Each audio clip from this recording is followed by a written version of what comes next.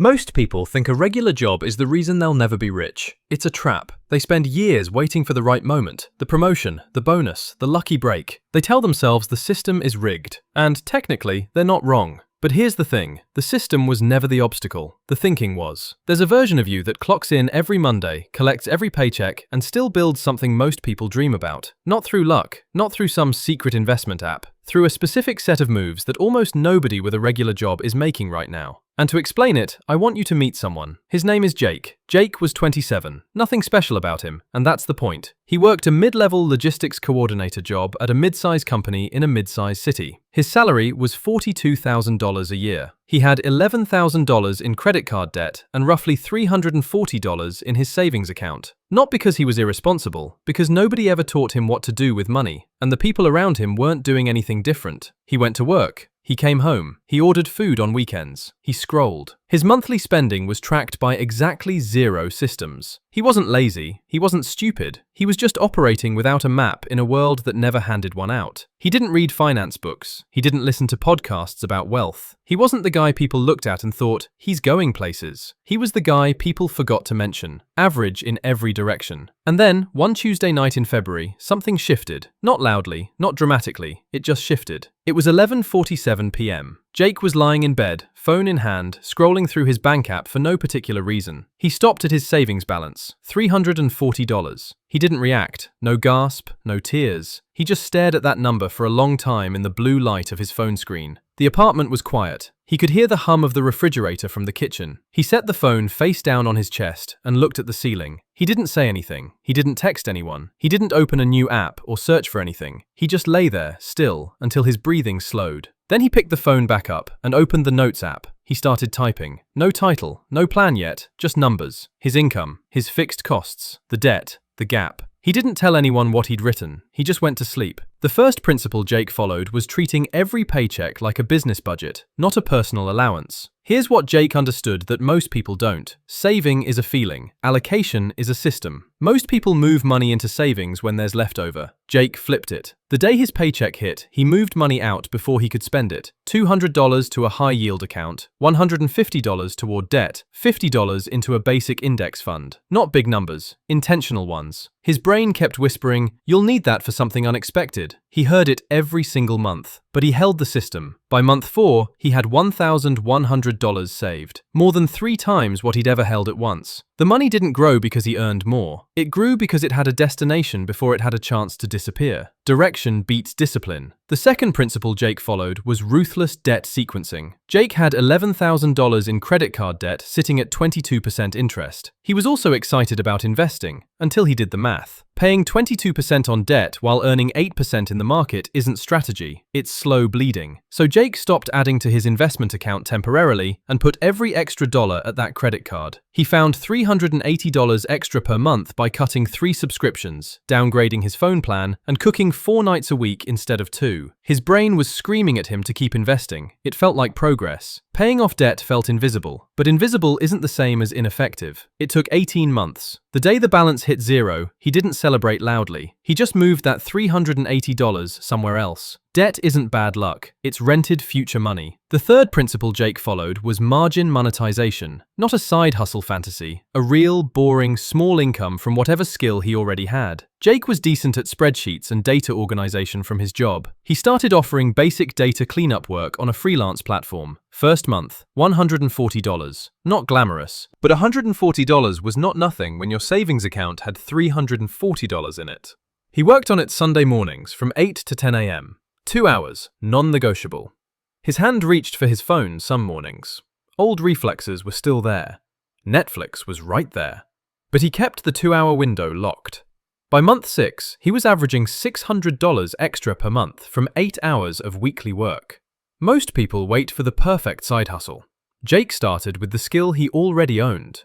Small income, compounded, isn't small. The fourth principle Jake followed was removing himself from his own financial decisions. Willpower is not a wealth strategy. Every time Jake had to manually decide to save or invest, he introduced risk. Bad days, impulse purchases, rationalizations.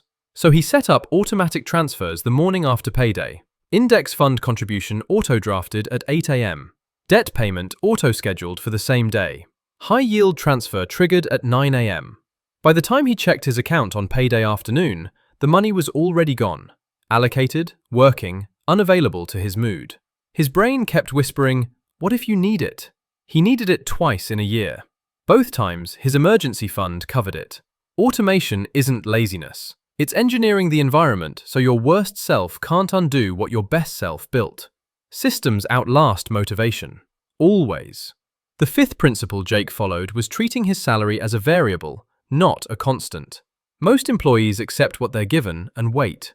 Jake started keeping a private document, updated every quarter, of every project he contributed to, every problem he solved, every metric he moved. Numbers only, no vague claims. When his 18-month mark hit, he walked into his manager's office with that document and asked for a $6,000 raise. He didn't get $6,000. He got $4,200. His brain kept whispering, "They'll think you're ungrateful." He asked anyway. That $4,200 wasn't lifestyle money. It went directly into his index fund. He didn't upgrade his apartment. He didn't buy a new car. The raise disappeared into the system before his lifestyle could absorb it. Income is not wealth. What you do with it is. The sixth principle Jake followed was starting before he felt ready. Most people think financial literacy is a prerequisite to investing. It's a trap. The learning phase becomes a permanent phase. Jake opened a brokerage account with $50 and put it into a total market index fund. He didn't fully understand it. He knew enough. Broad market, low fees, long time horizon. That was enough to start. His brain kept whispering, "Wait until you know more." But more knowledge without action is just expensive comfort. Over 24 months, he contributed consistently, sometimes $50, sometimes $300, never zero. He never tried to pick stocks. He never timed the market. He just kept buying. By month 24, his portfolio was at $4,100. Not a fortune, a foundation. You don't need to understand everything. You need to understand enough.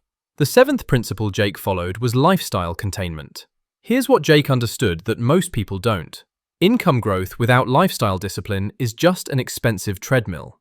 Every time Jake's income went up, from the raise, from the freelance work, he kept his monthly fixed costs identical. Same apartment, same grocery budget, same car. He allowed himself one upgrade per year, capped at $200 one-time cost. Nothing recurring.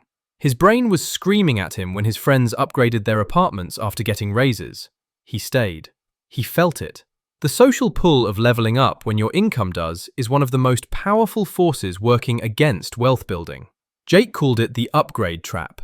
The gap between what you earn and what you spend is the only number that actually matters. Protect the gap. Everything else is noise. The eighth principle Jake followed was reframing his time horizon completely. Most people measure financial progress in months. Jake started measuring in 10-year blocks. He ran a single calculation. If he invested $400 per month for 30 years at a 7% average annual return, the result was $472,000. Not from a high salary, not from a genius investment, from $400 a month, consistently. That number changed something in him. Progress stopped feeling slow. Each month wasn't a result, it was a deposit into a future he'd already calculated. His hand reached for his phone one night to check his portfolio obsessively during a market dip. He stopped himself. Put the phone down. The number on the screen that day was irrelevant to the number in 2044. Urgency is for emergencies. Wealth is built in slow motion. 3 years later, Jake looked almost identical to the person he was at 27. Same apartment, same job title, though he'd had 2 raises, same car. People who knew him thought nothing had changed. They didn't see the $38,000 sitting in his investment portfolio. They didn't see the 0 credit card debt. They didn't see the freelance income that had grown to $1,100 a month and was now almost automatic. They didn't see the Notes app document he'd been updating every single month for 36 months. People thought he got lucky, that maybe he inherited something or caught a break. They didn't see the Tuesday night in February when he stared at a $340 balance in the dark and just started typing. He didn't announce a transformation. He didn't post about it. He just executed, quietly, without permission from anyone. A regular job didn't make Jake rich. A regular job gave him the raw material. The principles did the rest. The question isn't whether your salary is enough. The question is, what are you building with it?